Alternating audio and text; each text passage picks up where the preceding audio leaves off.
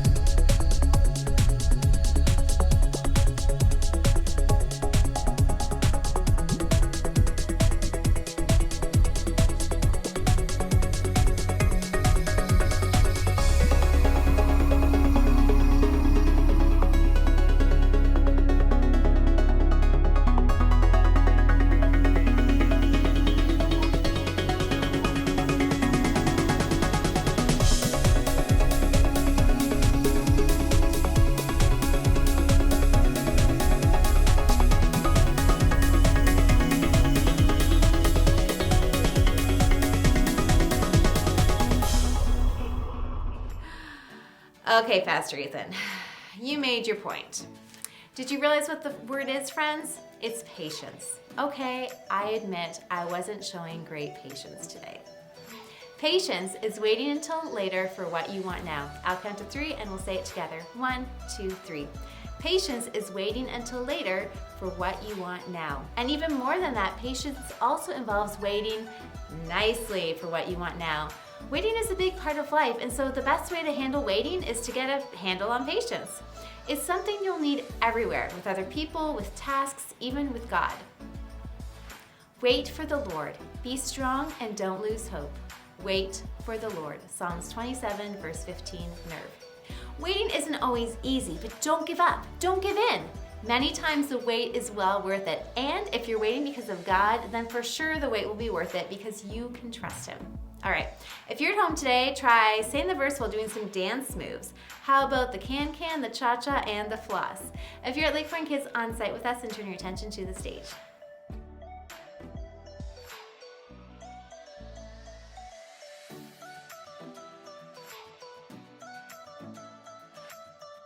So patience, what is that again? Well, patience is waiting until later for what you want now. And our bottom line, or our focus point of today is, waiting can make you wise. Let's say it together. 1, 2, 3. Waiting can make you wise. And right now, we've got 2 wise guys to talk more with us about patience today.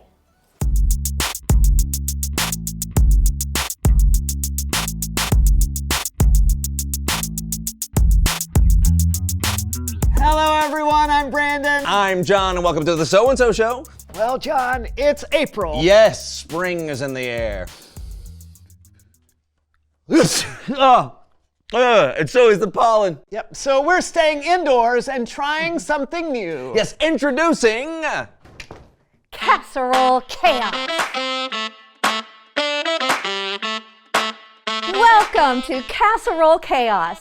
I'm your host, Sally Breadcrumbs, author of numerous best-selling casserole cookbooks, including You Had Me at 9 by 13 and Will It Casserole? We're live today from the set of the So-and-So Show. John and Brandon have each been given a mystery basket that contains the ingredients they must use to create a casserole. They also have access to our spice rack. And they start cooking now. John and Brandon have to make a casserole with the following ingredients: chicken, plantain chips, rice, blueberries, frozen green peas, cream of mushroom soup, and circus peanuts.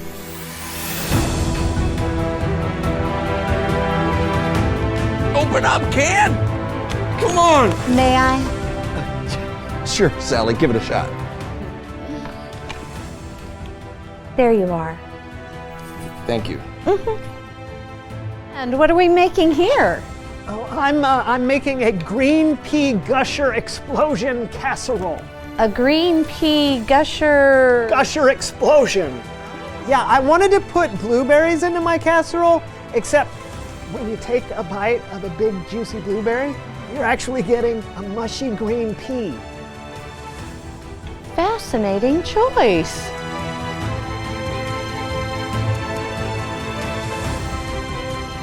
Oh, my chicken isn't cooking. Turn the heat way up. Come on, chicken! I don't know what John is doing, but that does not look promising.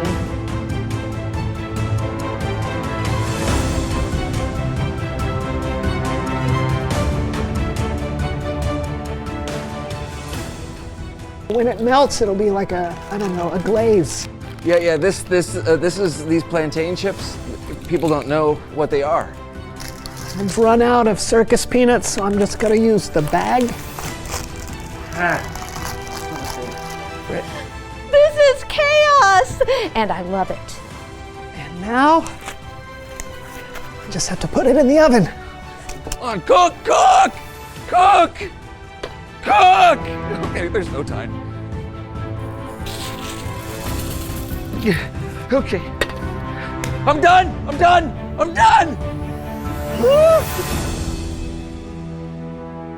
John, what do we have here? Well, it's a crispy chicken and crispy rice casserole. And what makes it crispy? Well, the chicken and the rice are both crispy. Well, Yeah, you really gotta jab it in. Yeah.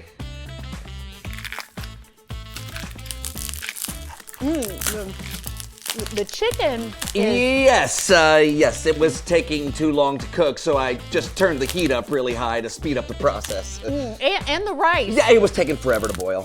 Yeah, rice takes time. It takes patience. Yeah, but I had to hurry. Why? I never gave you a time limit. Are you kidding me? All right. Brandon, this looks amazing. Thank you. Yes. All right. Here we go. Just Oh, I can't. get it on.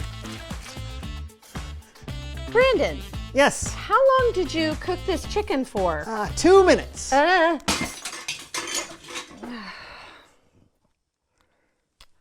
I should have been more patient. It's Bible story time with Kellen. The story before the story. Today, we're in the book of Proverbs, which is a collection of wise sayings, many from King Solomon. Solomon became king at a very young age. He was worried about leading an entire nation with so little experience. One night, God spoke in a dream and told Solomon that he could have any gift he wanted. Solomon could have asked for money or power. But instead, Solomon asked God for wisdom so he could be the best leader for his people. God listened and honored Solomon by making him the wisest man on earth. Many of the things Solomon learned were said and written down, together with other wisdom. The sayings, called Proverbs, are short sentences or stories that help people make wise decisions in their everyday lives. Which is where our story starts. Take it away. Hey everyone, I'm Erica, and today,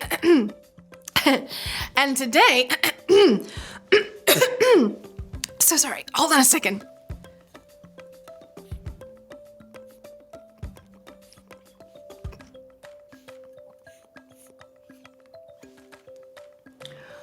Whew. That's better. Thank you for your patience, which is actually what we're talking about today. In Proverbs, we find wisdom that can apply to every area of our lives, especially when we get frustrated or have to wait for what we want. Let's check out this awesome verse. Proverbs 14:29 says, "Anyone who is patient has great understanding, but anyone who gets angry quickly shows how foolish they are." Ouch! Let's break that down. Anyone who is patient has great understanding. Someone who has understanding makes wise choices. So, choosing patience can help you become a wise person. But let's look on that flip side. But anyone who gets angry quickly shows how foolish they are. Being foolish doesn't mean that you aren't smart. In fact, you could get 100% on every test and still make foolish choices when something makes you angry. Patience is a gift and skill that you can develop. It's all about choosing to respond instead of react. Think of it this way. Suppose a kid cuts ahead of you in line on the playground.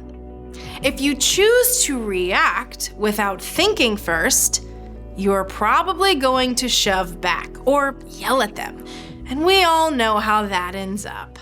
But if you choose instead to respond, you take a deep breath first, you think about what you're gonna say and do. You remember that you have the power to stop a fight rather than add to it. You might even make a quick silent prayer to God. Help! It's very silent. Then you choose to respond with patience and not shove back or yell. You can always tell a teacher if it keeps happening, but in the meantime, you stop a fight and you will still get a turn, even if you have to wait a little longer. In the Bible, we discover a lot of stories about patience. Stories about people who were super impatient, but also stories of people who learned patience through the tough work of waiting. Take King David. He waited more than 10 years from the time he was anointed as Israel's next king until he actually became king. And during most of that time, he was on the run. I keep my eyes always on the Lord. He is at my right hand, so I will always be secure. Or think about Joseph.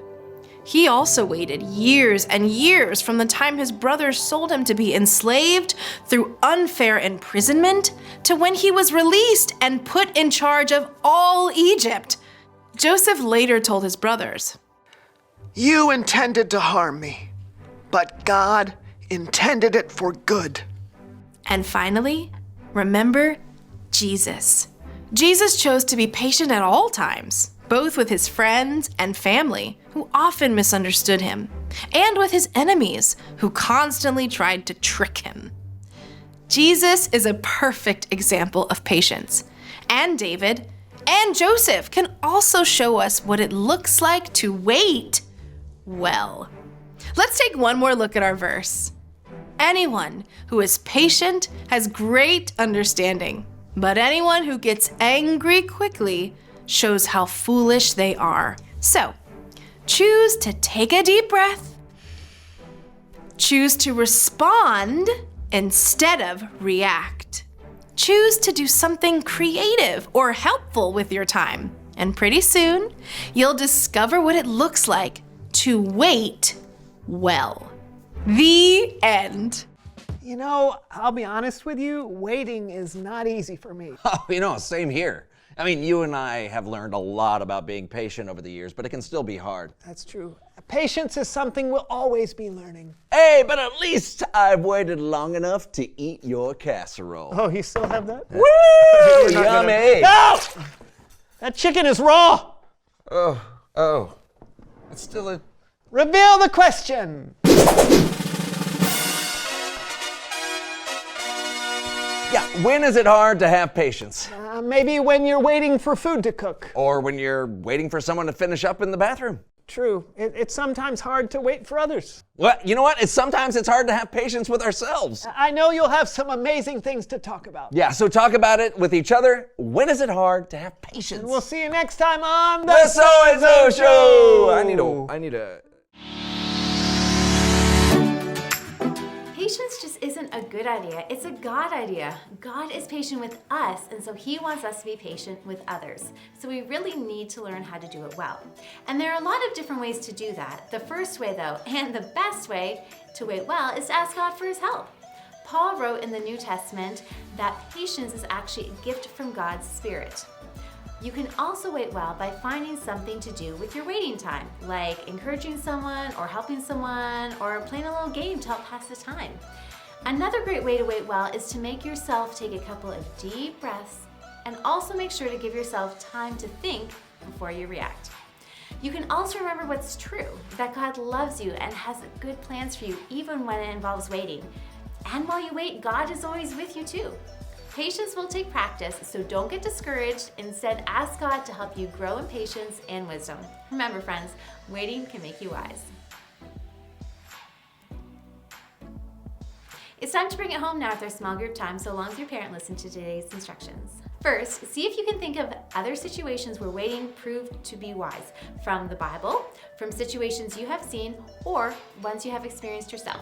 All right, press pause, enjoy discussion, and then come back for the second set of instructions.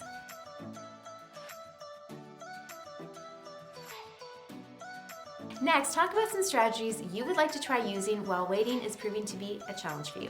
If you have a good strategy that works well for you, share it with the others in your group so they can try it too.